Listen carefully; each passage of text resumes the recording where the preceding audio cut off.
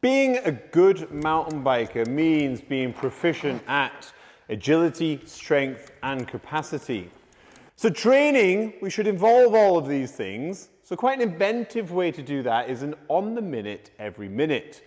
And we're going to have cardio, agility, and strength.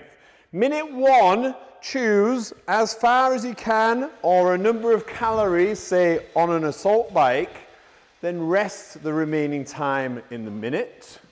Then choose a strength movement. Today we're going to do a kettlebell hinge.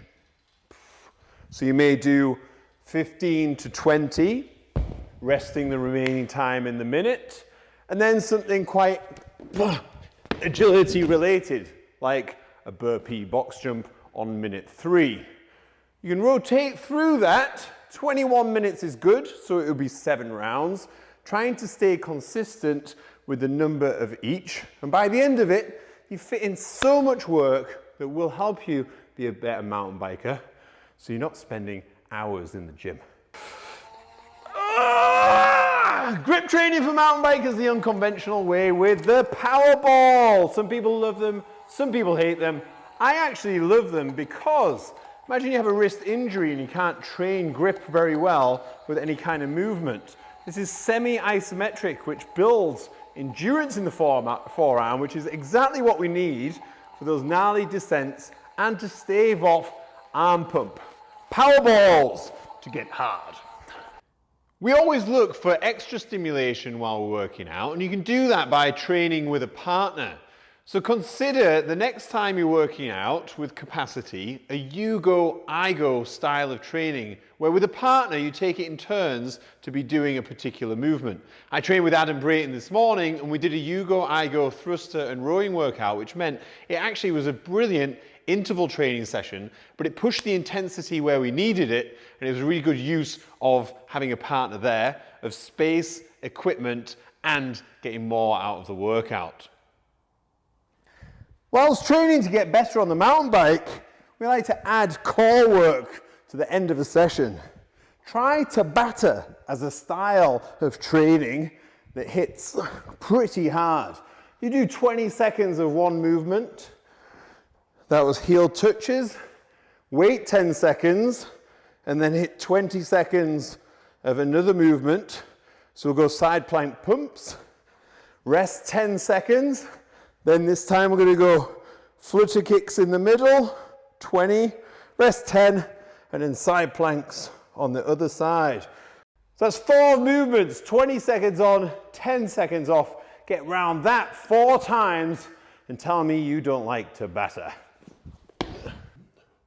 Push-ups are fantastic for mountain bike training, but we've had comments. What if you can only do 2 push-ups? Get better at them by sucking up your ego and doing push-ups on your knees. So doing volume of a lower load in the same range is going to increase strength, endurance, and absolute strength so that then eventually you can do more. But how do you actually do that? My suggestion is start with 10 push-ups on your knees, rest 30 seconds, then do 9, rest 30 seconds, then do 8, all the way down to 1. That's 1 day of training on the push. The next day, start on 11 and go down. The next day, start on 12 and go down. And on the 4th day, take a rest day. Do that all the way up until you can do 20, then retest how many straight up push-ups you can do. Because as soon as you can do 10 regular push-ups, you can start that whole process again on the most difficult type of push-up instead of on your knees. So progression or progressive overload with rest days. Keep focused and you will get there. Mountain biking creates tight hip flexors. This is one of the best stretches I have ever seen and done to hit the hip flexor like no other.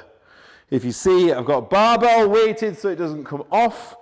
The bench is under my butt. I'm holding my other knee and I'm not overextending my spine like so.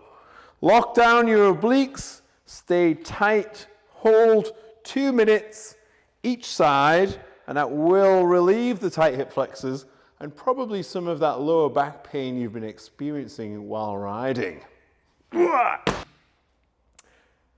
bike training shouldn't be reserved to the lower body only, particularly if you have an injury. You can still work cardio on a ski erg seated. But the benefits of this as well are, would you believe it? Core, triceps, pulling, and lots. It's going to help position on the bike as well as cardio. Ski ergs for the win. When we're training for mountain biking, we're looking for less time in the gym and more time on the bike. So spend that time in the gym purposefully and don't just consider a superset, but a superset. A superset traditionally is 2 movements, so you could do a push and a pull opposing muscle groups and get more in the time because you're resting the muscle that you just worked while you're working a different one. A superset is push in upper body, then a squat, so lower body, so we're supersetting the upper, lower, then a pull upper, and then a hinge lower. So we're doing completely opposite muscle groups, allowing for more time resting between the exercises, but that allows to condense lots of work into a short amount of time. Reducing the rest in between also means that you increase capacity, so all of the benefits that you need to be a better mountain biker.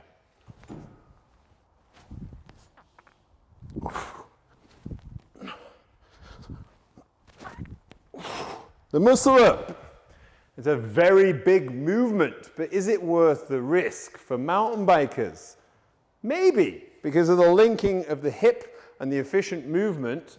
However, if we're looking at shoulder health, we can go opposite risk and build stable bulletproof shoulders with the turning over motion on rings with this pass-through.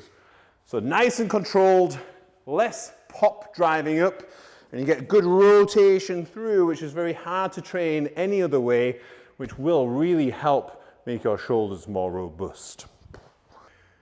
Upper body strength or upper body strength endurance is really important for mountain bikers. If you have a set of rings, there's loads you can do.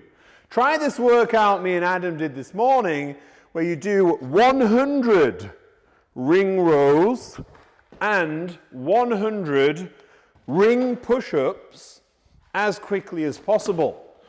You can divide them up into as many reps as you can manage. I started on 10s and finished on 5s. You might start on 5s and finish on 1s, but time cap it at 10 minutes and see if you can get 200 movements done in that time. If you don't have rings, you can use a TRX, and if you struggle to do the movements, sack the box off and do the same a little bit easier by changing the position of where your feet are, so that then the hinge or the load is less, making it a little bit more manageable. Stick within your limits, get 100 of each done, have upper body to handle all that downhill madness. Isometric core is fantastic for mountain biking. But if you can't L-sit, look at these progressions from beginner to advanced. In between 2 boxes, chairs, stools, whatever, start in this hollow position, locking your elbows with a little external rotation, and then simply bring your heels off the ground. Repeat, 5 seconds on, 5 seconds on, if that's all you can manage. The next stage, bring your knees up, do the same, 5 on, 5 off, if that's all you can manage. And then the stage after that is full L-sit. But we're not finishing there. We're going for ultra difficult training with an L hang, because obviously grip strength is important for mountain biking. So we're going to increase that there. Or if you're an absolute weapon, get some rings, add some instability, and then hold that L-sit. At any time, you can set a timer for 5 minutes, see how long you can hold that L-sit position within that 5 minutes. Repeat again in the future, because it's all about making progress. Mountain biking is all about power to weight. So if you're carrying a little bit more weight than you should, then you should consider maybe a calorie deficit. But before you delve into the types of diet to lose weight, you should maybe consider what types of food you're eating first. This simple blood test that is postal is really easy to do, and you can identify there which foods cause most inflammation and probably gut health problems. So before you start tinkering with weight loss, go for health first and you'll benefit long term, but probably feel better about yourself entirely. If you're learning to do pull-ups and you're not that strong, there's a fair chance that you're like, yes, I can do 5. But if they perform like this is not an athletic, good pull-up that's going to help with your riding. This is going to create more tension in your traps and work more of your biceps and forearms and 0 lats. So before you do this, activate your lats with a Landmines setup. All you need is a bar wedged against a wall or some plates. From here, you're going to hinge almost parallel to the ground, bring the bar outwards, keep the bar as far out as you can whilst you bend your elbow to 90 and repeat, paying particular attention to loosening your traps and activating your lats. Once you're doing a set each side, then get back on the bar, pull more vertically with your torso, thinking about lat activation away from the traps. And this is going to be way better for your ability to stabilize, but also for your shoulder health, which is so important for mountain bikers. At Fit for Racing, we love bang for buck training. Kettlebells are fantastic. Whether you have 2 the same weight or a single, you can do this complex to add muscular endurance, strength, and capacity. We can do 9 swings into 6 bent over rows into 3 thrusters, which is a front squat and press overhead. You're going to do that 5 times through before having a rest. So choose appropriate weighted kettlebells and try and blast through without putting them down.